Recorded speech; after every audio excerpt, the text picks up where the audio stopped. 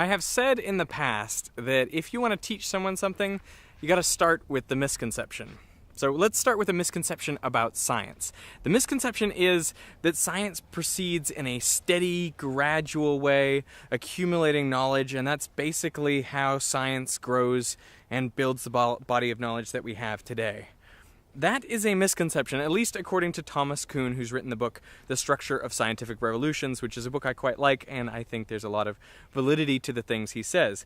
So the way Thomas Kuhn breaks it down is that there are actually two different types of science. Normal science, which is basically that slow, steady progression where people are, puzzle solving and accumulating more knowledge. And then there's revolutionary science, which is a very different type of science that happens just occasionally, more rarely.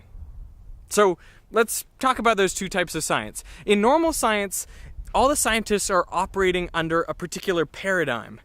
What does that word paradigm mean? Well, it means that everyone has sort of a shared understanding of the current body of knowledge, what counts as decent methods for investigating new questions, what counts as valid evidence, and that allows everything to move forward pretty smoothly. And for many scientists' lives, they just live in that normal science world.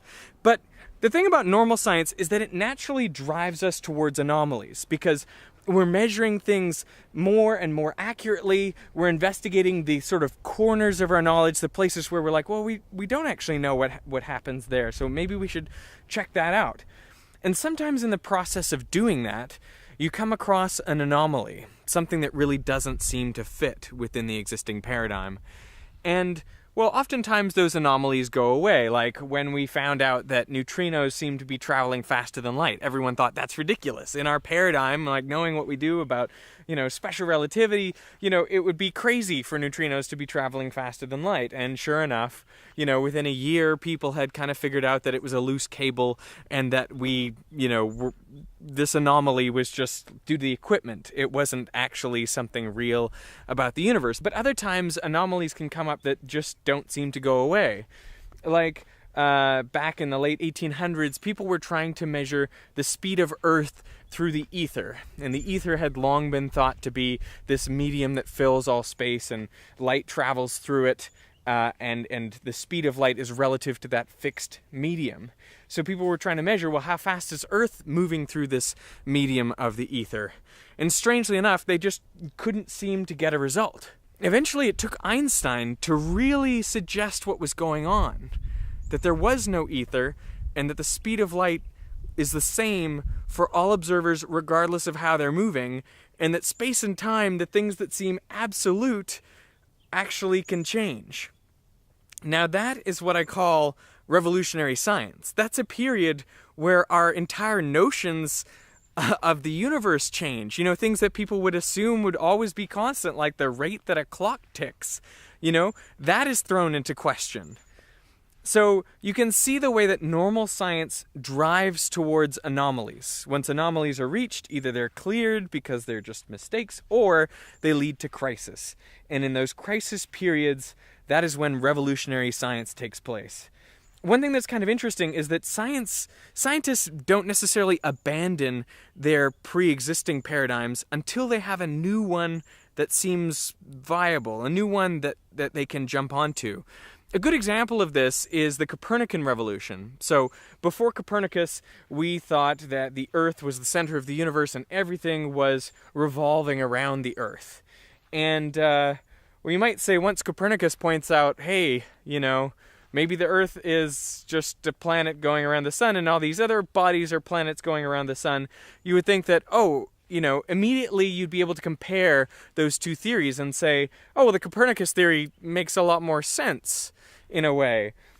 But strangely, that's not what happened, because when Copernicus proposed his theory, the thing was, he wasn't really able to account for that many more results. He wasn't able to do it more cleanly. That's kind of a misconception. People had been working with this Ptolemaic model for so long. They had refined a model in which the Earth was the center and everything else was going around, and all these planets had these epicycles. They had basically suborbits on their orbits to explain their motions in the sky. And the Ptolemaic model was so well refined and had been around for so long that it actually created better predictions than the Copernican model. And so what you saw was scientists at the time maintained a kind of conservative outlook towards this paradigm shift, in effect, that Copernicus was suggesting, and they stuck with the old model for a long time. You know, I think there's this idea people have that science can proceed pretty straightforwardly, that when we get the results of some sort of observation, we can compare two different theories and say, oh, this one works better than that one, and so we throw that one out. But in periods of revolutionary science, in periods of paradigm shifts, I don't think you can even compare them. I mean, this is the argument of Thomas Kuhn, which is that different paradigms are incommensurable. It's like they don't even agree on what's a valid question, what counts as valid evidence. It's like they're talking past each other. And I think quantum is another great example here, because you'd say, well, surely we can talk about where the electron is when we're not looking at it. I mean, the electron still exists, right? It's still a particle. It's still there. But you run into all kinds of problems if you actually assume that. So, you know, we went from a classical world in which everything could be talked about in those ways to a quantum world in which we have to be much more careful. And, it's just not as easy as comparing the predictions of one theory to another theory when it comes to these periods of revolutionary science. So to me, the paradigm changes, the paradigm shifts that have happened in our development of scientific knowledge are really fascinating. And I have actually teamed up with Henry Reich of Minute Physics and Minute Earth to create a series of videos about some of these paradigm shifts. Now, the first one we're doing is about how our ideas of vision have changed, how there were paradigm shifts in that realm. So take a look. Here is a clip.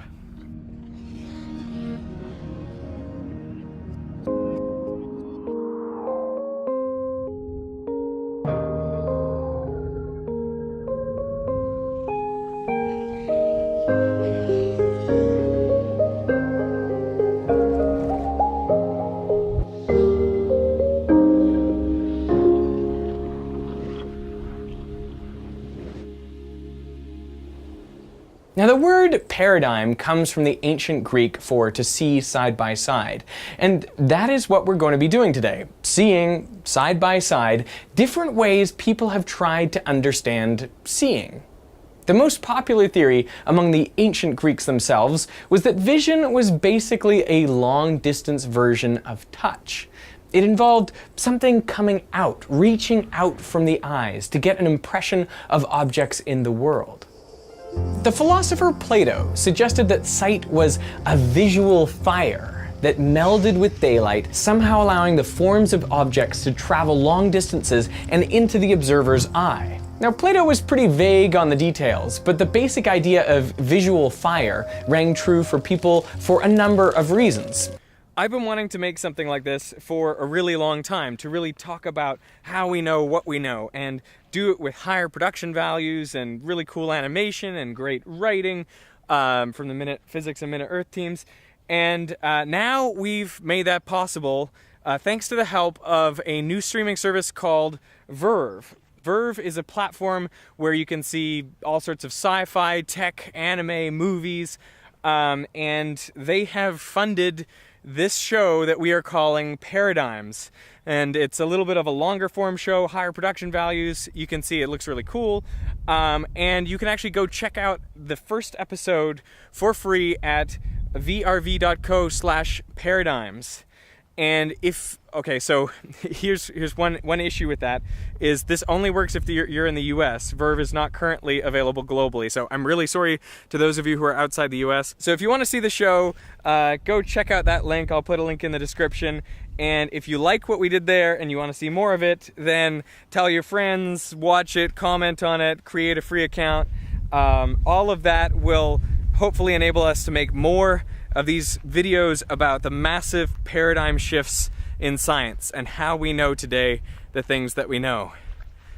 So yeah, thanks for watching, and I hope you go check it out.